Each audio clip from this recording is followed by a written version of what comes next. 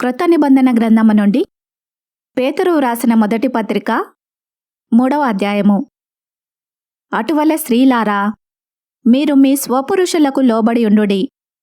అందువలన వారిలో ఎవరైనను వాక్యమునకు అవిధేయులైతే వారు భయముతో కూడిన మీ పవిత్ర ప్రవర్తన చూచి వాక్యము లేకుండానే తమ భార్యల నడవడి వలన రాబట్టబడవచ్చును. జడలు అల్లుకొనుటయు, బంగారు నగలు పెట్టుకొనుటయు, వస్త్రములు ధరించుకొనుటయు నను వెలుపటి అలంకారము మీకు అలంకారముగా ఉండక, సాధువైనట్టియు మృదువైనట్టియు నైన గుణమను అక్షయాలంకారము గల మీ హృదయపు అంతరంగ స్వభావము మీకు అలంకారముగా ఉండవలెను. అది దేవుని దృష్టికి మిగుల విలువగలది. అటువలే పూర్వము దేవుని ఆశ్రయించిన పరిశుద్ధ స్త్రీలును తమ స్వపురుషులకు లోబడి ఉండుట చేత తమ్మును తాము అలంకరించుకొనిరి. ఆ ప్రకారము శారా అబ్రహామును యజమానుడని పిలుచుచు అతనికి లోబడి ఉండెను. మీరును యోగ్యముగా నడుచుకొనుచు ఏ భయమునకు బెదరకై ఉన్న యెడల ఆమెకు పిల్లలగుదురు. అటువలే పురుషులారా, జీవమను కృపావరములో మీ భార్యలు మీతో పాలివారై ఉన్నారని ఎరిగి ఎక్కువ బలహీన ఘటమని భార్యను సన్మానించి మీ ప్రార్థనలకు అభ్యంతరము కలగకుండునట్లు జ్ఞానము చొప్పున వారితో కాపురము చేయుడి. తుదకు మీరందరూ ఏకమనస్కులై ఒకరి సుఖదుఖములయందు ఒకరు పాలుపడి సహోదర ప్రేమ గలవారును కరుణా చిత్తులును వినయ మనస్కులునై ఉండుడి. ఆశీర్వాదమునకు వారసులగుటకు మీరు పిలువబడితిరి గనుక కీడుకు ప్రతికీడైనను దూషణకు ప్రతిదూషణయైనను చేయక దీవించుడి. జీవమును ప్రేమించి మంచి దినములు చూడగోరువాడు చెడ్డదాని పలకకుండా తన నాలుకను, కపటపు మాటలు చెప్పకుండా తన పెదవులను కాచుకొనవలెను. అతడు కీడు నుండి తొలగి మేలు చేయవలెను. సమాధానమును వెదకి దాని వెంటాడవలెను. ప్రభువు కన్నులు నీతిమంతుల మీదను ఆయన చెవులు వారి ప్రార్థనల వైపునను ఉన్నవి గాని ప్రభువు ముఖము కీడు చేయు వారికి విరోధముగా ఉన్నది. మీరు మంచి విషయంలో ఆసక్తి గలవారైతే మీకు హాని చేయువాడెవడు? మీరొకవేళ నీతి నిమిత్తము శ్రమపడినను మీరు ధన్యులే. వారి బెదిరింపునకు భయపడకుడి, కలవరపడకుడి. నిర్మలమైన మనస్సాక్షి గలవారై మీలో ఉన్న నిరీక్షణను గూర్చి మిమ్మును హేతువు అడుగు ప్రతివానికిని సాత్వికముతోనూ భయముతోనూ సమాధానము చెప్పుటకు ఎల్లప్పుడూ సిద్ధముగా ఉండి మీ హృదయములయందు క్రీస్తును ప్రభువుగా ప్రతిష్ఠించుడి. అప్పుడు మీరు దేని విషయమై దుర్మార్గులని దూషింపబడుదురో దాని విషయమై క్రీస్తునందున్న మీ సత్ప్రవర్తన మీద అపనింద వేయువారు సిగ్గుపడుదురు. దేవుని చిత్తం అలాగున్న ఎడల కీడు చేసి శ్రమపడుట కంటే మేలు చేసి శ్రమపడుటయే బహుమంచిది.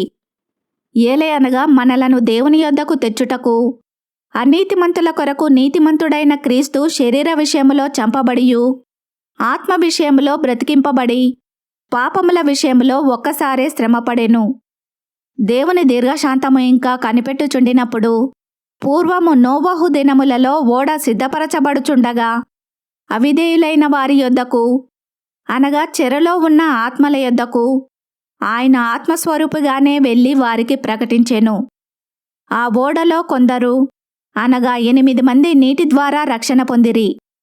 దానికి సాదృశ్యమైన బాప్తిస్మము ఇప్పుడు మిమ్మును రక్షించుచున్నది.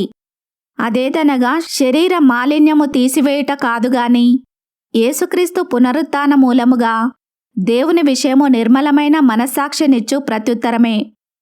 ఆయన పరలోకమునకు వెళ్ళి దూతల మీదను అధికారుల మీదను శక్తుల మీదను అధికారము పొందినవాడై దేవుని కుడిపార్శ్వమున ఉన్నాడు. 4వ అధ్యాయము. క్రీస్తు శరీరమందు శ్రమపడెను గనుక మీరును అట్టి మనసును ఆయుధముగా ధరించుకొనుడి. శరీర విషయములో శ్రమపడినవాడు శరీరమందు జీవించు మిగిలిన కాలము ఇక మీదట మనుజాశలను అనుసరించి నడుచుకొనక దేవుని ఇష్టానుసారముగానే నడుచుకొనున్నట్లు పాపముతో జోలి ఇక నేమియూ లేకయుండును.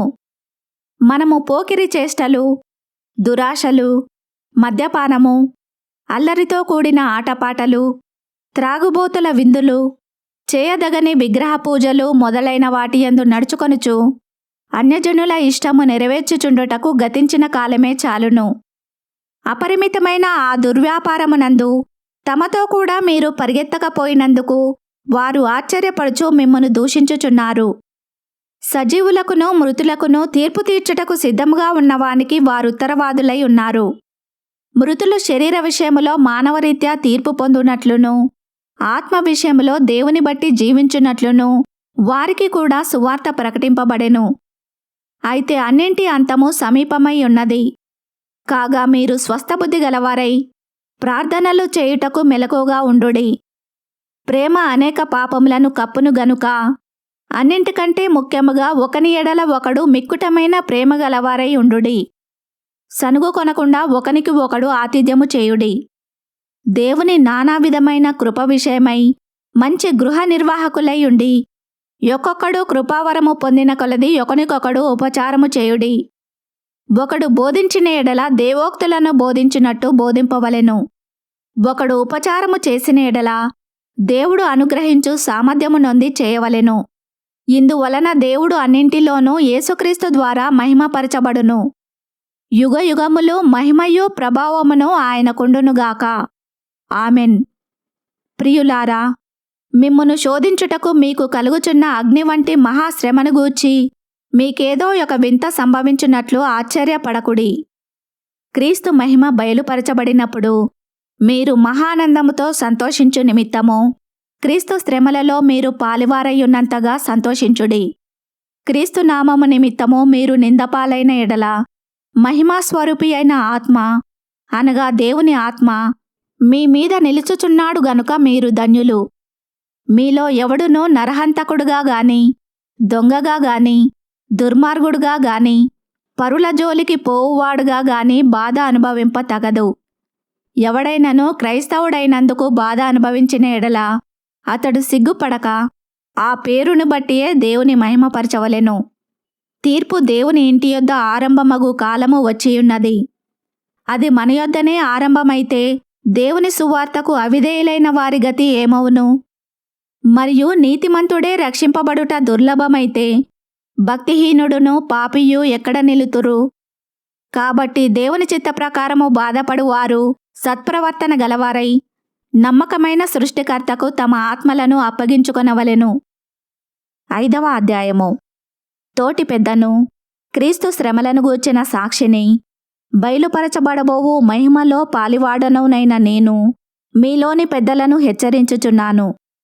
బలిమి చేత కాక దేవుని చిత్త ప్రకారము ఇష్టపూర్వకముగాను, దుర్లాభాపేక్షతో కాక సిద్ధమనసుతోనూ మీ మధ్యనున్న దేవుని మందను పై విచారణ చేయుచు దానిని కాయుడి. మీకు అప్పగింపబడిన వారిపైన ప్రభువైనట్టుండక మందకు మాదిరులుగా ఉండుడి. ప్రధాన కాపరి ప్రత్యక్షమైనప్పుడు మీరు వాడబారని మహిమ కిరీటము పొందుదురు. చిన్నలారా, మీరు పెద్దలకు లోబడి ఉండుడి. మీరందరూ ఎదుటివాని ఎడల దీనమనసు అను వస్త్రము ధరించుకొని మిమ్మును అలంకరించుకొనుడి. దేవుడు అహంకారులను ఎదిరించి దీనులకు కృప అనుగ్రహించును. దేవుడు తగిన సమయమందు మిమ్మును హెచ్చించునట్లు ఆయన బలిష్టమైన చేతి క్రింద దీనమనస్కులై ఉండుడి. ఆయన మిమ్మును గూర్చి చింతించుచున్నాడు గనుక మీ చింత యావత్తు ఆయన మీద వేయుడి. నిబ్బరమైన బుద్ధిగలవారై మెలకువగా ఉండుడి. మీ విరోధి అయిన అపవాది గర్జించు సింహము వలె ఎవరిని మృంగుదునా అని వెదుకుచూ తిరుగుచున్నాడు. లోకమందున్న మీ సహోదరులయందు ఈ విధమైన శ్రమలే నెరవేరుచున్నవని ఎరిగి విశ్వాసమందు స్థిరులై వానిని ఎదిరించుడి. తన నిత్య మహిమకు క్రీస్తునందు మిమ్మును పిలిచిన సర్వకృపానిధియగు దేవుడు కొంచెము కాలము మీరు శ్రమపడిన పిమ్మట తానే మిమ్మును పూర్ణులనుగా చేసి స్థిరపరచి బలపరచును. యుగయుగములకు ప్రభావం ఆయనకు కలుగునుగాక. ఆమెన్. మిమ్మును హెచ్చరించుచు ఇదియే దేవుని సత్యమైన కృప అని సాక్ష్యము చెప్పుచు సంక్షేపముగా వ్రాసి మీకు నమ్మకమైన సహోదరుడని నేనెంచిన సిల్వాను చేత దీనిని పంపుచున్నాను. ఈ సత్యకృపలో నిలకడగా ఉండుడి. బబులోనులో మీవలే నేర్పరచబడిన ఆమెయు నా కుమారుడైన మార్కును మీకు వందనములు చెప్పుచున్నారు. ప్రేమగల ముద్దుతో ఒకనికి ఒకరు వందనములు చేయుడి. క్రీస్తునందున్న మీకందరికిని సమాధానము కలుగునుగాక. ఆమెన్. ఈ వాక్యమును విన్న మిమ్ములందరినీ దేవుడు దీవించునుగాక. ఆమెన్.